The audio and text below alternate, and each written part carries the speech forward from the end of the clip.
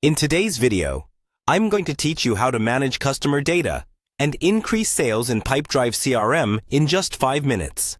Now, if you're ready to get more organized and drive up those sales numbers, you're in the right place. Let's start by opening up your internet browser and heading to the official Pipedrive website. Pipedrive is a feature-rich CRM tool tailored specifically for sales teams, helping to streamline processes, manage customer relationships, and ultimately, boost sales. Once you're on the homepage, you'll need to log into your account. Simply click on the Login button, which you'll find at the top right corner of the page. This will take you to the login page, where you'll enter your credentials. After logging in, you'll find yourself on the Pipedrive home screen. This is essentially your command center, where you can access all the tools and features that Pipedrive offers. To dive into managing your contacts, you'll want to navigate over to the Contacts section. You can find this option in the main menu, often along the top or on the left side of your screen, depending on how you have your interface set. Once you're in the Contacts area, you'll want to click on People. This will bring up a list of all individuals currently in your CRM. Each entry can hold a plethora of information such as contact details, notes, and more.